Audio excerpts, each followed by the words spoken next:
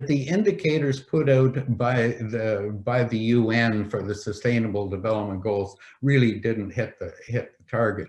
And they wanted to develop their own, where they had some kind of control over what it was they were doing, relevancy, how they could bring about change to address that, and so on. And they came up with 3 different domains. It's really a very, very interesting document that they are doing action research in trying to implement. But there was a domain on focusing on teachers' own learning, right?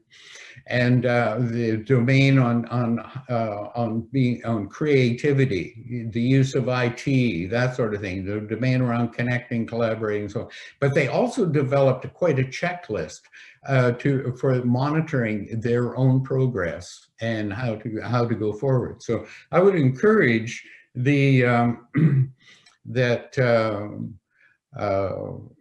Ubuntu really sort of look at what makes sense in an Irish context, and what is achievable, what's doable, what is really holding things back, and how we can go from there.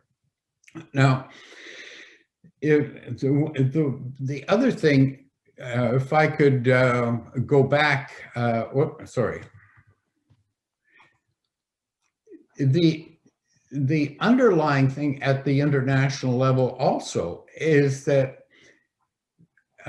getting up to Sustainable Development Goal 4, there was that other process of quality education, okay, itself, kind of separate from the Sustainable Development Goals, but looking at doing this from an education point of view, not just to implement sustainability.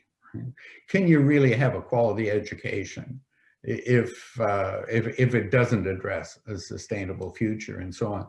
And so at the preparation, just as they were launching the Sustainable Development Goals, the parallel process was the Aichi Nagoya Declaration and then the Incheon Declaration for ministers of education from around the world. And they said, we really do need to review the purposes and values that underpin education. In other words, the reorienting, to question and either reaffirm what we're doing or saying, okay, things really do need to change.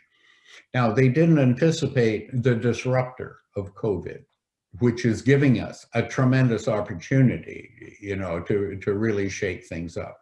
And the second thing where it really ties in to teacher education is, once again, they identified the key to all this. You can't work with the world's 80 million teachers, but you can engage and work with those who are preparing the new teachers and delivering the in-service programs.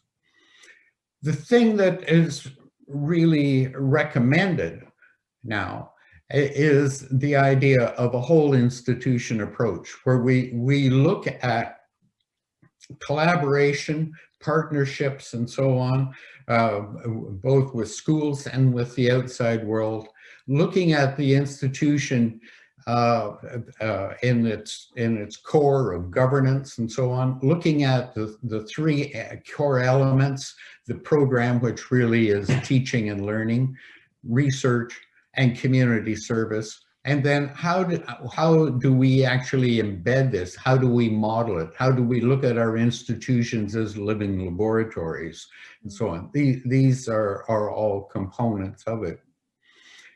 The